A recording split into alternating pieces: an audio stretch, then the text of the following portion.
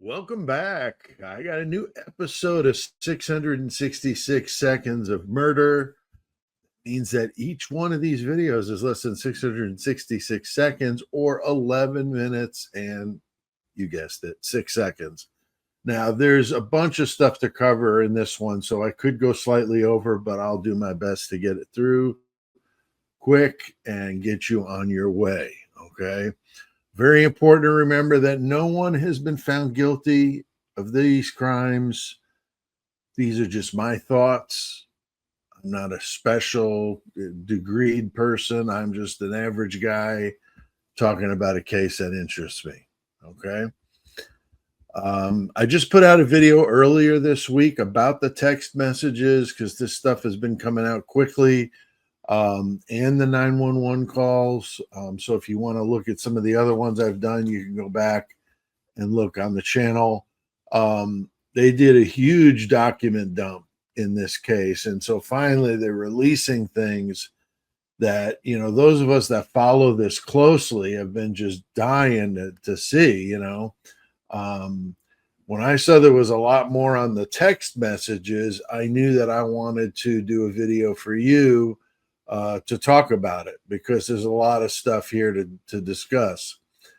I was very anxious to see if we were right. I know collectively we mostly agree here in this community that there was a lot more going on there. The text messages didn't seem complete. Lots of questions, that sort of thing. And so we got our answers for the most part, and we're going to talk about it. Now, one of the odd things in the first part of the text messages was that it was obvious that there were other things going on in the conversation, like answers to questions that weren't asked, about Xana wearing all black and that sort of thing. So we knew that there had to be either some other conversations or, whatever before that would make any sense. And so that there was a lot of that helped fill in the blanks and like, oh, that makes more sense. They were talking on the phone. That must be when she told him about the intruder and all that stuff. So, another example is when Dylan sent the text to the private driver, Eric Gower, the man of mystery. And his response, we didn't get last time. Well, he did respond now in this latest, and she had asked him if he was out driving, and he said that he was, and that's all. And that's all that was said. So is that some sort of signal? Don't know. What does that mean? Why would Dylan want to know if he was out driving if she was supposedly so drunk and out of her mind that she was just home at the house? That's why I don't really totally buy that. Was she with him earlier in the night? Because for some reason, her actions are completely missing from that PCA. We know where everybody else is supposed to have been to some degree, but her, I think, location was somewhere out on the town or something ridiculous like that. I mean, you have a roommate, okay, who allegedly survived this kind of attack, quadruple homicide, and happened to wait just 8 hours before she decided it was time to call 911, and you don't nail down a minute by minute account of what she was doing. I mean, that is just simply insane. They cleared everybody way too quick on this one. Shoddy police work? I think so. But, was she possibly working for them? Heard a lot of people wonder about that early on. Was she some sort of confidential informant or some sort of plant in that house to keep track of what was going on if there were all those, pharmaceuticals flying around there? Don't know, but that's what we heard, right? Now, I have speculated in other videos that I doubt Dylan was even there once things got ugly in that house. I have my questions. I think she might have been there to let the attackers in and let them know everything was good to go, and then she bolted. and left the door open behind her, the sliding glass door, and unlocked and everything so they could just get in super easy. And I think it's very possible that she might have been gone even until like 8 or 9 in the morning, and then met up with the others to kind of go over what they were going to be doing, clean up, or, you know, how they were going to deal with the 911 call and the reactions of the police and all this. So that would have given them some time to do that, because there's got to be something going on in this 8-hour stretch. I doubt they were playing fish and eating some, you know, crackers. They were plotting what was going to happen. It just doesn't make any other sense, especially in light of what we're going to talk about.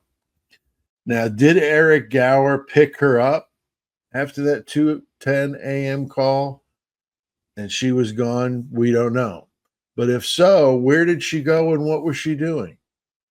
Could it be the fact that Eric's wife works for the Moscow Police Department? She's the head of the FOIA department. Does that give him a pass? I mean, he plays Santa at their company Christmas. I don't know. Just does not smell well, I'm telling you. About a half hour later, 2:53 a.m., Dylan calls Bethany. Why would she call Bethany if they were supposedly in the same room, you know, huddling together? I believe Bethany was probably also not there at the house when this was going on. I don't think she stuck around. I don't know who would want to stick around to hear that, especially if you were in on it. This would be the same time that Kaylee, ironically, placed her last call to Jack DeCore right before the attack started. And then oddly, at that same time as well, Maddie was trying to call Bethany. 2:53 a.m. What was that about? Don't know. Definitely some questions there, though. Now, there's a whole hour of no phone activity on Dylan and Bethany's phone. That's glaring to me, because this would have been right at the time when the crimes were happening, in my opinion. Okay. So is that a coincidence that they're just not on their phones, or did they tell each other, while this is going on, you just keep your phone off, you don't touch your phone, you know, or everybody you were talking to earlier is now in the middle of this bloodbath? Who knows? Who knows what the reason was there? But at 3:51, Dylan creates a new contact in her phone. How odd is that? What be time and place? Seriously, I mean, who was she talking to that she needed to save their contact in her phone? And that is just very odd to me. If she's supposedly at home cowering with Bethany in a frozen shock phase right when this thing is kicking off. I mean, do you see how truly ridiculous this stuff is? I mean, come on.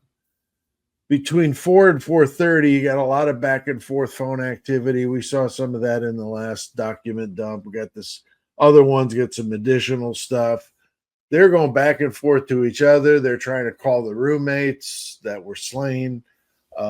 There's a lot of phone activity in that 4 to 4:30. And, you know, I heard, I think it was Harsh or somebody said, would they have heard the phones ringing? That's a really good point. I mean, unless you had your phone on silent, I mean, I would think you'd hear, you know, all these, you know, phones ringing as you're trying to call all 4 of these roommates at the same time. But I don't know. I mean, you know, Dylan's room was only, you know, down the stairs, but directly below, you know, Maddie's room. So you would assume you'd hear the phones right above your head. So, but was that establishing an alibi for them, saying they didn't know what happened? They were just out of it, kind of a thing? Who knows? Any normal person would have been calling 911 or would have done it sooner. Because at a bare minimum, you've heard some noises, you've seen an intruder in your house in all black, and you can't get your roommates to answer a call or text, that's not to mention, the screams and the commotion and all that would have certainly added to this whole thing, to this experience. But even without all of that, you wouldn't call 911? I mean, seriously, that is so, so concerning. Definitely hiding something there, in my opinion. Instead of calling 911, Dylan decides it's time to get on social media. Why not? That seems like a good time. She sends 2 messages on Snapchat at 4:27 a.m. Now, who was she talking to on Snapchat at 4:27? Who knows? But 7 minutes later, Bethany got in on the fun and she's on Snapchat. And then she goes on Instagram. Okay. So this is all new stuff. So we were led to believe that little brief interaction with them before this all happened or during while it was going on, it was all it was. And now all of a sudden the defense gives us the rest of it. I mean, why would the prosecution try to play games like that and only release part of it? It just seems very strange. Now, an interesting side note is that W.S. Kim, who made the claim that the roommates were letting others know on social media, she did this early on. I mean, very early on. She's a supporter of this channel, which is super cool. I've always asked her if she'd do an interview with me, so maybe now she will, that this has been legitimized. I always thought that those were real, that she was telling the truth, that they were all told through social media, and this just backs it up. I mean, if these two are on Instagram and Snapchat and they're firing off all these messages, I mean, God only knows, how many people that reached in a college. I mean, that would be like wildfire. And you wonder, of all those people that heard about that, even if it was a message you got on your phone and you didn't have the just common courtesy to call 911, I mean, isn't that just messed up? I mean, I couldn't imagine not doing that.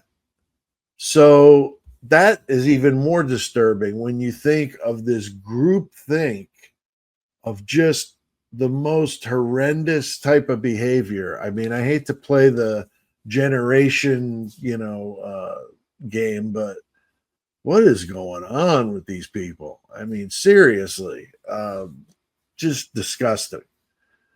Now it's 7:30 a.m. Bethany calls her dad twice, and then she calls an unknown number at 8. Then she calls her mom, and then the family house phone. And then eventually her dad calls her back at 8:09. Her dad's involved in this situation. It's in some capacity. Don't know what they were talking about, of course.